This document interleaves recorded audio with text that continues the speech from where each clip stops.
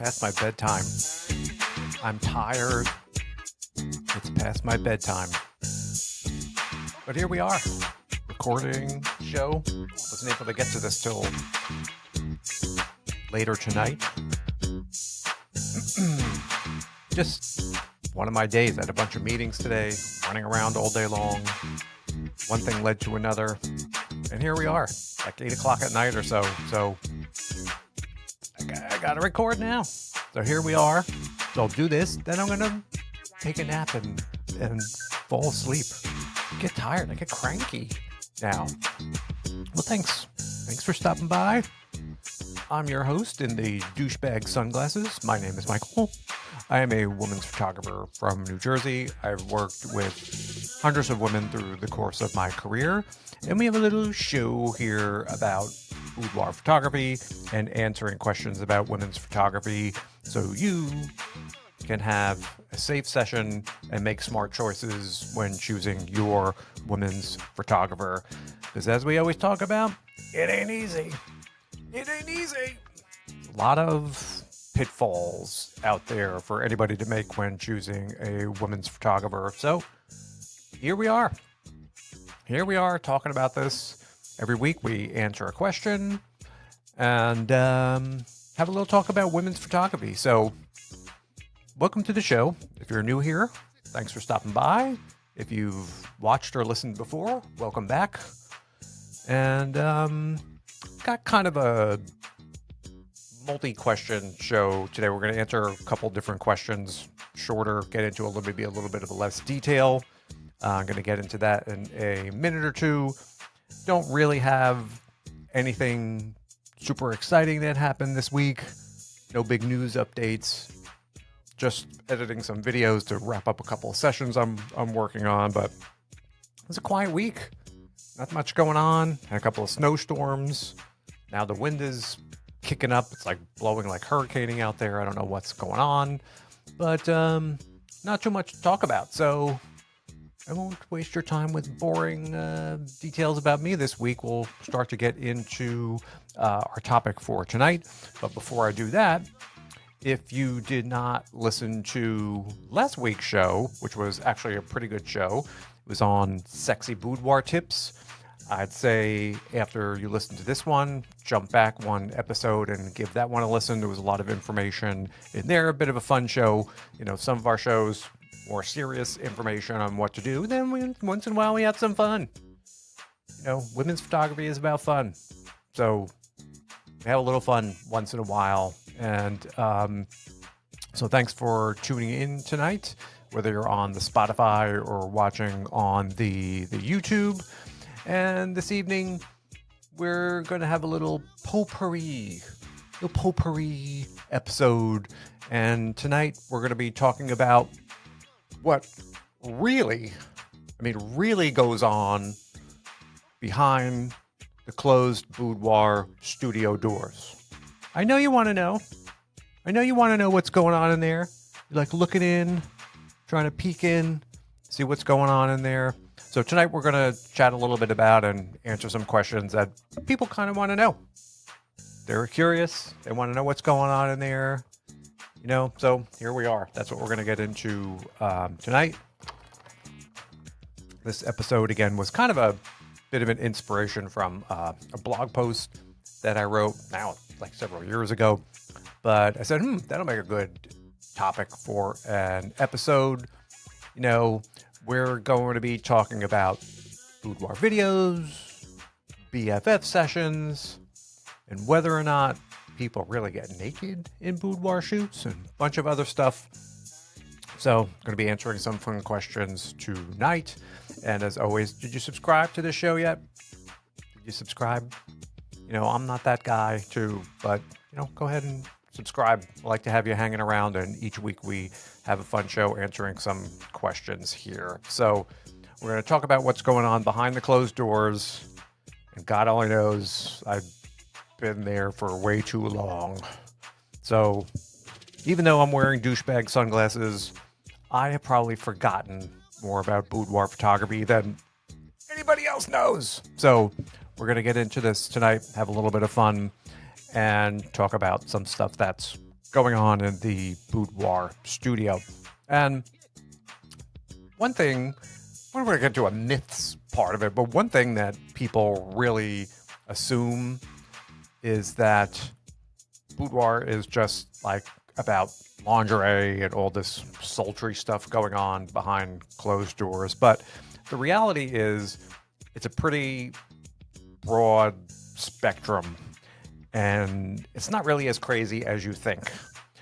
For example, in my shoots, I like to spend a big part of the time with the clients I have in just working on portraits, so that's not that wild, and then people think it's all going bananas, but it isn't. It's really sort of this wide spectrum. And as we always talk about, boudoir sessions are unique to in each individual. There's no right way, there's no wrong way. And it's about your photographer adapting to your comfort levels and making sure that's really how your session sort of ebbs and flows. And before we jump in to our question part of it, I also want to bring up that a lot of people think that boudoir shoots are just this inherently sexual thing, and it's not. It can be, maybe sometimes, but it's not. And, this is a big misconception. We're going to talk about this too. When they talk about erotic boudoir, they think all this crazy stuff is going on and it's like some version of a porn movie. It's not. It's not what's going on. It can be, but it's not. It's really more about the client's vision. So we're going to get into this a bit now that I've confused you. Another misconception maybe is that photographers are pushing clients to get undressed or do things that they really don't want to do. They're not. It's not what's going on. Clients set the boundaries, and then we all work within them, And then one other myth that has long propagated in the field of women's photography is that some people think that, I don't really look like a model, and you really need to look something like a fitness influencer to come in and do boudoir photography. You don't. That's false. And pretty much everybody that I work with is just like an everyday woman who wants to capture a few beautiful moments of themselves, So I want to get those things out of the way first, answer a few questions, or answer a few myths and misconceptions before we jump into the spicy stuff. Yeah.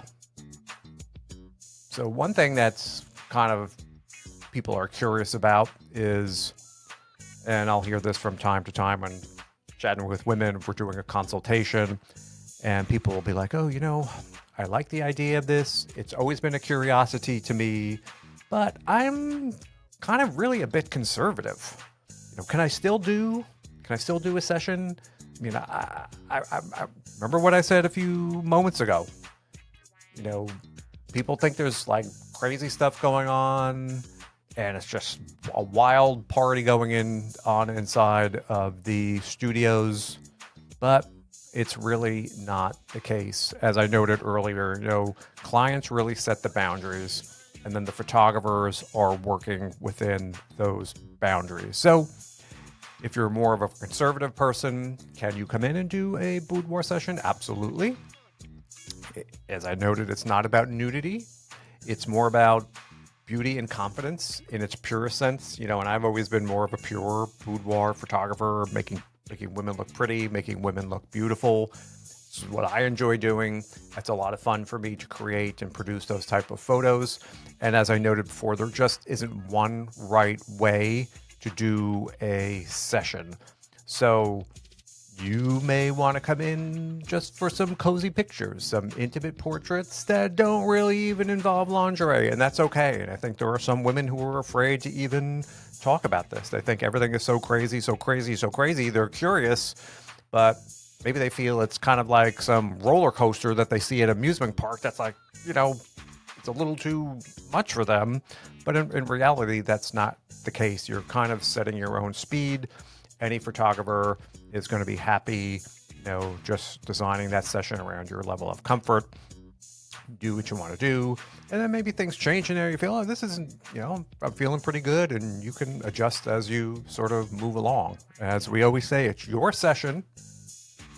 You can do it as you wish. Thank you. Boy, it's the sunglasses, I'm telling you. And another thing that is often, people are curious about, and I'll get this question from time to time, is that are women really getting naked in these sessions? Is that like a lot of that going on in the boudoir studio? And the truth of the matter is, like, some do, some don't. And it's really entirely up to the client.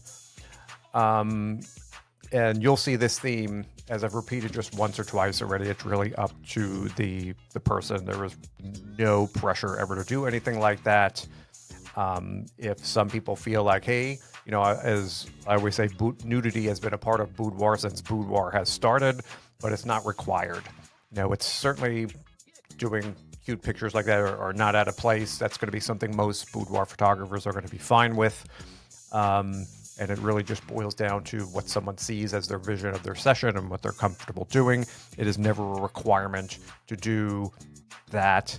And, I have some women that come in and book sessions even without wearing lingerie.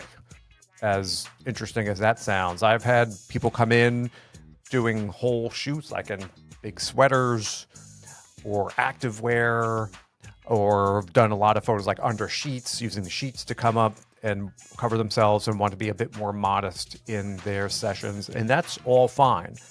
So I don't want anybody out there, especially now, and it is true that boudoir has definitely veered off, and the riverbanks have widened in kind of what's acceptable as boudoir photography, but it's still fine to contact your photographer in your area and just design a more conservative type of a session. It does not have to be crazy wild. There's no nudity required to do a boudoir session. But the truth is, and it's not a lot of complete nudity, but there is nudity as part of boudoir. And I would get asked this, and never really keep a poll or track how often that is, but at least some form of nudity, 50%, 60%, maybe a little bit more, So it's out there and it's fine. So as far as, do you have to get naked? No. Do people do it? Happens all the time. And that's important information to get out from the deep, dark boudoir studio to you out there, so you understand what's going on, so it's not so much of a mystery. And speaking of mysteries, one common thing that people want to know, they don't quite know what's going on in the boudoir studio, is, why is boudoir photography so effing expensive? Why is it so expensive? I can't see what's going on in there, but why is it so expensive? Why are you charging so much? And people have difficulty connecting the dots. Again, it's kind of a lot of stuff going on, hidden off in the distance somewhere, and people may just see prices. They don't understand how you get from point A to point B, or what's sort of happening, or why some of these sessions are so expensive. And I could talk a whole hour and a half about this subject alone, what you need to watch out for. But we're going to keep this pretty concise here. And that what I will tell you, it is expensive. In general, photography is expensive.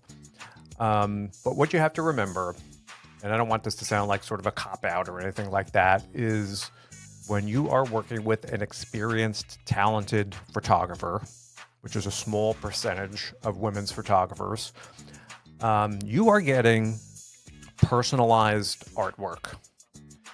And most top photographers are really only working with a couple people a month because every session takes so much time and effort. There's just not enough hours in the day to go through tons and tons of people. You just can't do it. And it's a specialty. These people have a lot of experience, and your session is really only a very short amount of time that you'll see, and most of it really happens afterwards. And the editing and retouching and stuff like that is really a bulk of the time that goes. It could be hours, depending on your photo session and what needs to be done. There's a lot of time that's put into editing. It's a skill that photographers have to learn or teach themselves. It's a painstaking thing to learn. And just like any sort of specialist, and I don't want to compare it to like a doctor, but we have specialist doctors. You're going to pay more to go to a specialist than you would, say, a walk-in clinic, or an urgent care type of place. It's just because they're specialized in what they do. There's fewer of them, and that experience is going to come at a higher price. Now, you are going to find that it really boils down to where you live in the country. There's a number of factors that are going to influence the cost of your session. Maybe if you're on the coast, it's going to be more. In the middle of the country, it may be a little bit less. And then also, like I said, it's going to come down to the experience of your photographer, their expenses, if they have buildings and rent, and they have the expenses of any other business going on that they have to pay for. And then one thing that is often people wouldn't know, how would you know? But the products and stuff that you are getting. And one thing you have to understand about products in photography is they're very much like automobiles or hotel chains. They're all over in price. You would never say that all cars are the same. You have your used Hyundai here and you have your brand new Mercedes up here. They're not priced the same, are they? No. Now, would you expect your Mercedes-Benz to be a bit different than a used Hyundai? Yeah, then you would know you would be paying more for that. And in the world of photo products, it's very much the same thing. There are very basic, mass-produced items that are a lot less expensive for photographers. And then there are handmade, fancy-schmancy products, which the cost of which I'd have you sit down before I told you. They're very, very expensive. And then there's kind of a bunch of stuff sort of in the middle. So that's why it's very difficult you really can't, it's not an apples to apples comparison to look at two different photographers and compare prices. It's kind of like shopping for a car and saying, why is that Mercedes so much? I can get a used Hyundai down the street for $12,000. If you go Mercedes, if you're not going to give me that car for $12,000, I'm going down the street and I'm buying that car. It's just a baseless comparison, and you would sound pretty silly going into a Mercedes-Benz dealer and saying something like that, because it's just two complete different universes. Trying to use that tactic on two different photographers, you may pretty much sound ridiculous in the same way, because they could be two photographers at very different levels, experience levels and product levels and everything else. So you really can't compare photographers in that regard. It's all expensive, no matter how you sort of look at it. But there's one thing you have to be aware of in photography, is that good is not going to be cheap, and cheap is not going to be good. And then you have to figure out what's important to you, and I always tell people, you go on now on Instagram and you can't help but run across these people who they're just like the Lululemon, but I got them on Amazon for $11. Everybody is always trying to find something that they like and then a cheaper version of that. These are the Amazon version of the Lululemon, but it's only $14. Why would I pay $110 for leggings at Lululemon? I can get these for $14. It's not the same thing. They're very different items, and it's just, you can't, again, compare things like that despite what you see or hear. It's not an apples to apples type comparison. So you have to decide what's more important to you. Just some people like the challenge of finding something cheap. Some people understand that when they're going to an experienced photographer or one that uses a certain level of products, they're all about the experience and they want that, you know, and it just boils down to the type of experience and type of person that you are. And like I said, I don't want to get too far down that road, but yeah, photography is expensive, should be expensive, specialty type of a gig. You're going to get what you pay for. There is no $15 knockoff version of a top quality boudoir photographer. It does not exist, because if there was, they'd either be really dumbasses for charging that much, you know, or if they were that good, they realize they can get more and more for their skill and for their experience. So don't get me started on that one, but it's expensive. You just have to come to grips with that. If you want to find something middle in your area, you know, you got to find out what kind of products you're getting, and everybody has a budget, you know, so you want to stick within that budget. A cheaper is not necessarily a deal or better when it comes to women's photography. So we'll just leave it on that, and we'll do another episode all about pricing and details like that if you really want to know kind of what goes on behind the scenes of why photographers charge different amounts. So there. So one other kind of little potpourri question we have in this episode tonight is, do women ever do boudoir sessions together? And the simple answer here, again, I'm giving it to you straight. Simple answer is yes. Happens all the time. And once again, I think that since the inception of boudoir photography, women have wanted to bring friends along and share that experience with them. It's nothing unusual. Pretty much every boudoir photographer probably in the universe has friends coming in, women coming in at the same time to, you know, share that kind of experience. Now, there's a fork in the road here. And what will happen is you'll see two groups of kind of start to separate here. Now, there are friends that come in who want a great afternoon, maybe drink some wine or champagne, and they want to share this session day experience. It's fun to do it that way, get moral support from your friend. And typically what happens, you know, you just do these sessions concurrently and flip back and forth, take turns posing, keep everybody involved in the session. And she's getting an album, the other is getting an album or a photo book, and they kind of go along and do their photos in that way. Happens all the time. It's just part of boudoir. It's fun to bring somebody along and do that. Then there's another group that wants to take joint photos together, sometimes of a more intimate nature.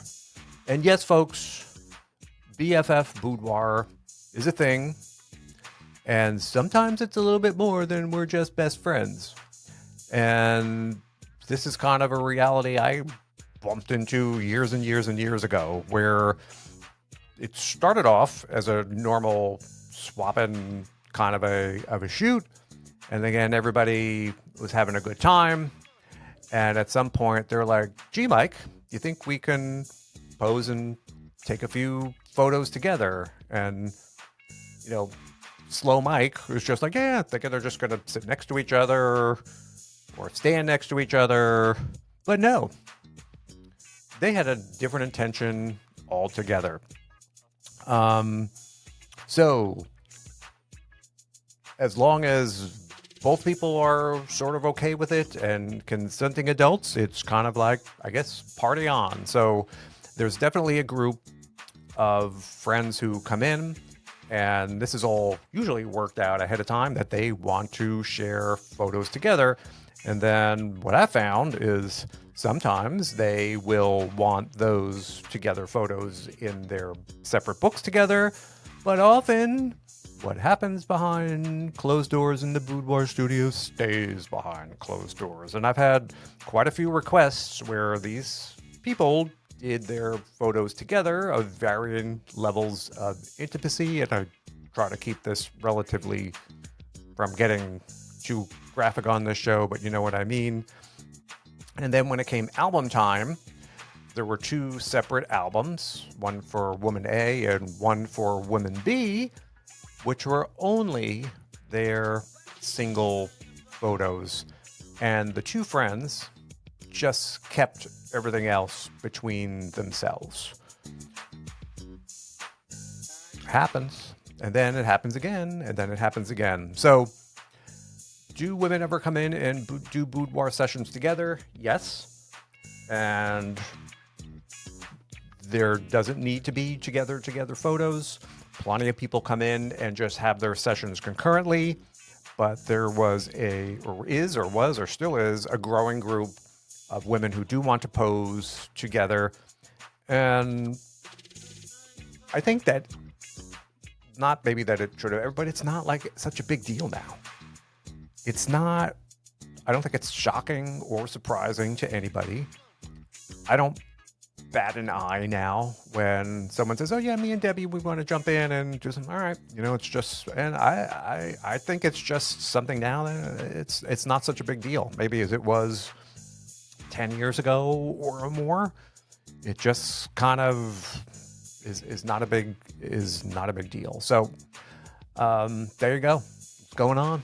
What's going on behind the closed boudoir studio doors? You are at work eating your lunch, eating your Chipotle beef bean burrito, and here I am locked in the studio with some women going crazy. It's just what's going on all around you in the universe. So yes, let me be the first to tell you that's what's happening behind the closed doors of the boudoir studio. So on that note, I'm going to move on to our next short answer question here.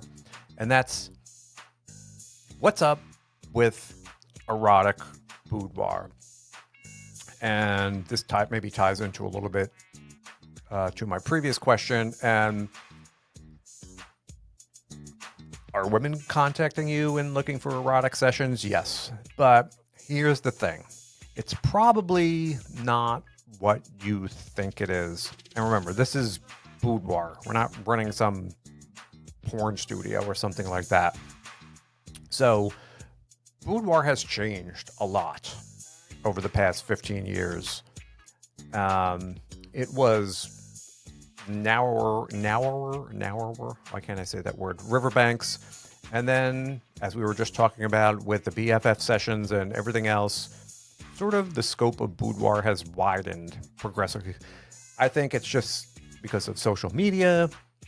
I think it's just a change in the culture and the acceptability. Like I said, no one bats an eye if two women come in now and come in and do a session together. So I think people just keep pushing this. They feel better about themselves. They're more comfortable doing these kind of things. And it's not so unusual for people to come in and want to do more erotic type of content. Like tying people up bondage is big. Restraints are popular.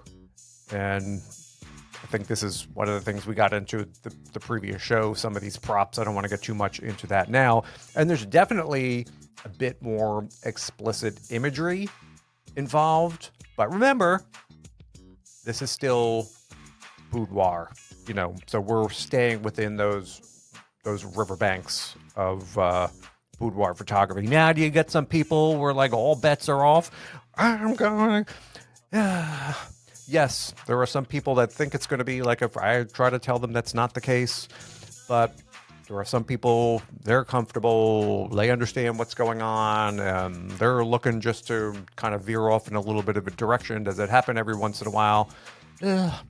Yes, but that's not really kind of what that's all about. People just, in my brain anyway, erotic boudoir really referred to maybe a little bit of a non-traditional boudoir style that may involve a bit more like implied sexuality to it, or like I said, bondage type things, or things that are not in a traditional boudoir shoot.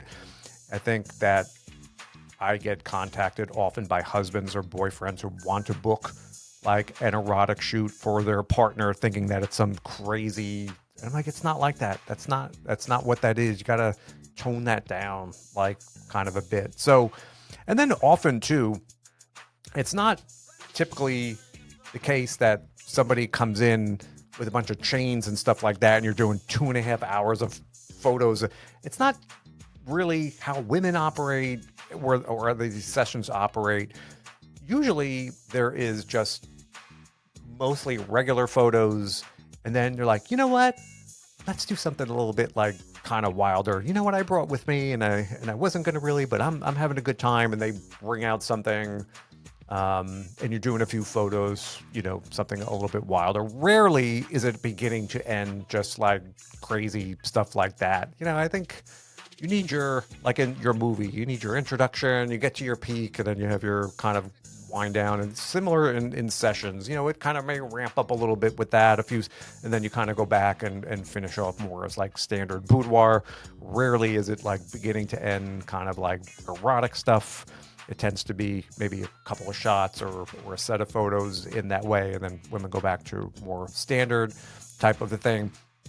Now, one thing to keep in mind, erotic is such a relative term. Again, I think that's where there's a lot of confusion, and, you know, one person's erotic is another person's tame, and vice versa. So anytime anyone calls me and starts to ask about that, I usually say, well, what does that mean to you? And I want to hear them talk about what they want in the session.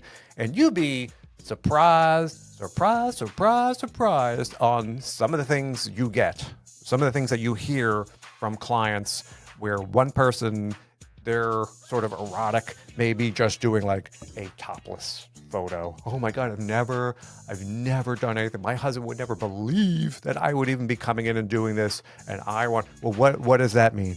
Well, I'm gonna, you know, show something, and that's their kind of wild and erotic. Then on the other end, there's people coming in with machinery, and you know, so that word can be very different things to different people. So it's always important to expand on that one when, you know, someone asks me about those type of sessions, find more details. And, you know, I'm working within, like I said, certain riverbank. I'm just not comfortable doing stuff that is just like, it's just not my thing. I don't think it's necessary. You don't need to do that.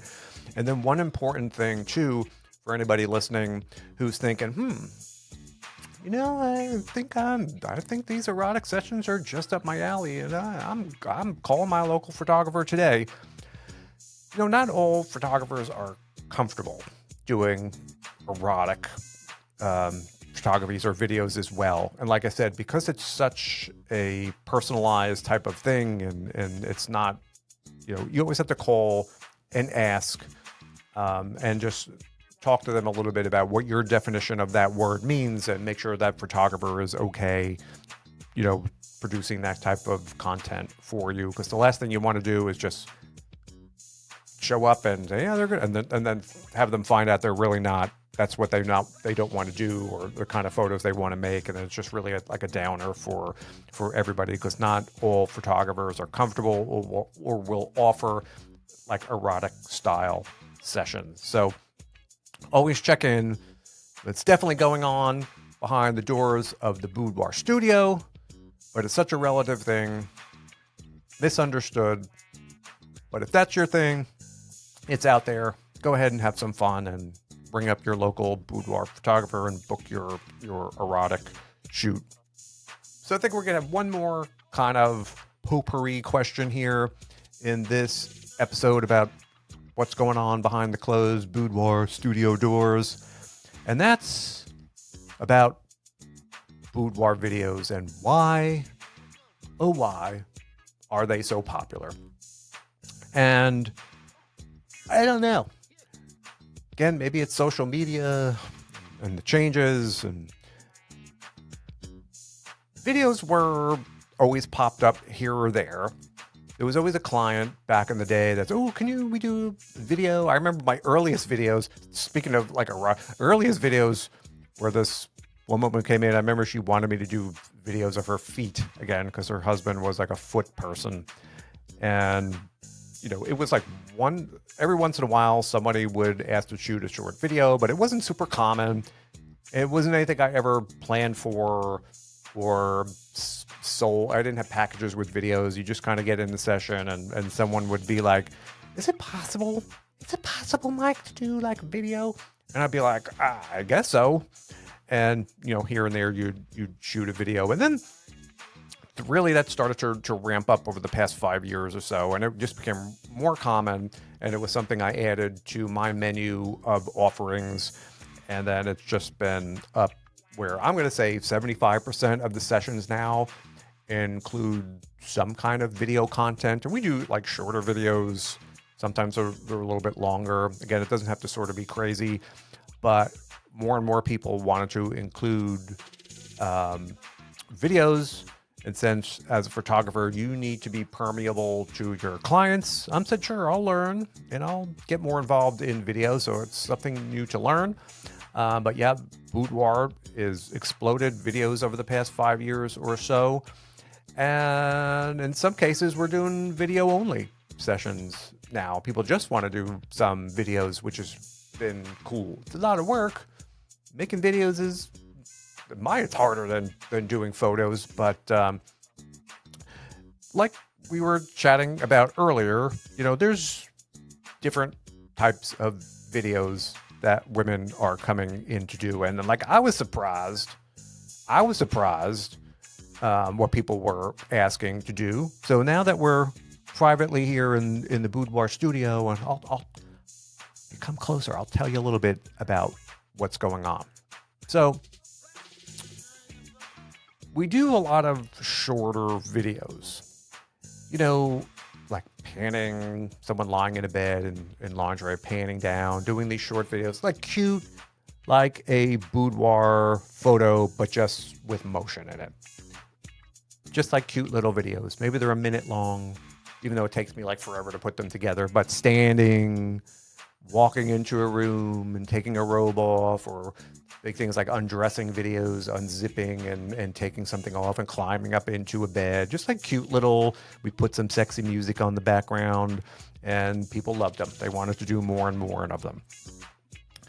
And there are a group of women who want to do, again, like these spicier videos. And this is always something that was like, again, interesting to me, that there'd be just, by the way, Mike, now that we've done this cute little video, my husband would really like to see me, again, trying to keep this family friendly, if you know what kind of means. So I was like, what do you mean by And she's like, we'll climb up in the bed and I'll take this off. And and I brought my little friend with me. And I thought we could do a video. My husband loves it when and I was like, that's what you want to do, lady.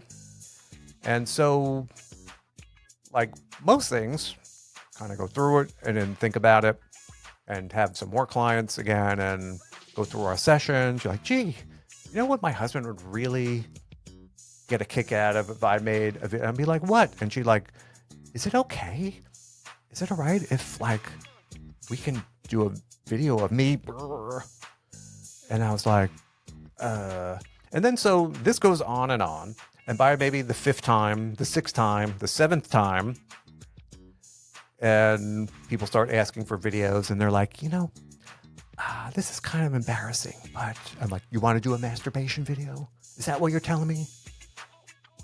That was something that really kind of took me a little bit by surprise, that the number one kind of requested videos now in sessions are like these masturbation videos, especially like married women, I guess. So that was like a little surprise to me. And again, these people aren't talking to each other. They don't know each other. It's just a bunch of independent people coming in and all saying like, by the way, it's like, always struck me as unusual. Imagine it's like a bunch of independent people coming into a restaurant asking for some really weird dish. You know, can I have some tuna with some chopped pickles on the top? And then the next, well, where are you seeing this? Where is this coming from? This must be out there somewhere, like in a movie or somewhere where people all see this and then they all come in and ask for the strange kind of thing that, you never, but so I don't know what the genesis of it is, but went through this very similar thing in the photo part, like, and it's still going strong with the vibes. Like that came out of nowhere, women coming in with their vibes, and that was a huge thing in boudoir. That still is. It was never instigated or anything, and maybe it's just people, again, like I noted, they're feeling more comfortable with themselves and they're okay with that. So yes, there is that kind of material happening all the time in video, but still, again, do plenty of these more traditional short boudoir clips, just panning up and down, and that's fine too. So boudoir videos are a thing. They're going on in the boudoir studios all the time, and super popular right now. So that's what's going on behind the closed doors of the boudoir studio. Now, going to wrap this up because I've been talking for a long time. It's past my bedtime, and I got to take a shower. I want to go to sleep, but the one point really that we were emphasizing in this show is that it's your session. It can be as tame or as spicy as you want to. Your photographer is not going to judge you, and they will be as happy to shoot you in a pair of pajamas as if you were wearing not pajamas, and kind of anything in the middle. And really, it's fun. The point of it is making women look beautiful, making women look cute, having a good time creating these photos in the process, and then afterward, having something to look back on for 5 or 10 years and not only think about, boy, that was a fun time to go through and do that, but I have these great memories of how I looked, and I looked so happy, and I looked so good, and it's really something that people keep with them for a long, long time. And that's the one true power of being a women's photographer, is this long-lasting impact that you can have on somebody's life. And when you're feeling down, you look at that book and wow, it just makes me feel good about myself. And also, as we touched on tonight, my boudoir studio is not the same as everybody else's. And what you have to do is find somebody who aligns with your vision. Don't be afraid to ask questions before, like we were talking about. You may want to go in and be doing some spicy things, and that photographer is like, not really my cup of tea. And you don't want to find that out too late after you paid a bunch of money and gone in and I'm really good. I want to do this stuff. And they're like, not here, you're not. So always ask questions. Don't be afraid to ask questions ahead of time, and understand your boundaries, communicate what you want to your photographer, and your session will go very smooth. So I know you're trying to get in, you're trying to crack the door on the studio to peek in and see what's going on in there. So hopefully today we gave you a little bit of insight onto what's going on in the boudoir studio. It's fun to hang out. Come down and join me sometime. We have a lot of fun down there. But it's kind of this secret thing going on. I want to go. I want to know what's going on over there. So they give you a little bit of insight. So that's what we kind of chat about here every week. And again, we want everybody to shop smart. As we all know, it is not easy to find a women's photographer. There are a lot of pitfalls out there. Don't be fooled. Kitchen nightmares is always what we talk about. Just because someone calls themselves a pro does not mean anything. It doesn't mean they have experience. It doesn't mean they have talent. Google doesn't know if a photographer is outsourcing your photos to China and without your knowledge or permission. Doesn't know if these photographers are correct. Google doesn't know any of that stuff. All they know is they're a boudoir photographer in Topeka. Now that they may be able to find you, but they do not sort on experience or ability. Google does not know any of these things about these photographers. All it knows is whatever their quirky algorithm is, so you can't rely on Google. You have to do a lot of homework to find the correct photographer for you. And then if you put in that legwork, which you have to do, don't be fooled. It's not that simple. But if you put in your work and ask the right questions, you will be rewarded with a fun experience and beautiful photos. And you'll be able to look back on your shoot and go, that was so much fun. I felt so good. And every time I look at these photos, they make me feel good about myself. And that's what we do here. That's what we're chatting about. I want everybody to have a good experience because I've heard the horror stories. And trust me, you do not want to go down that route. So I want to thank everybody for listening. If you have any questions or comments, you can leave them below this podcast on Spotify or on YouTube. And I usually get a couple of emails at least a month from people. And I'm happy to answer any questions you may have about boudoir experience. Even if it's not with me, I want people to have a safe photo shoot. I'm happy to answer any questions you may have. So I'm going to wrap it up for tonight. We'll be back next week with another show. And until then, this is your douchebag wearing sunglasses photographer saying, I will see you next week. Bye-bye.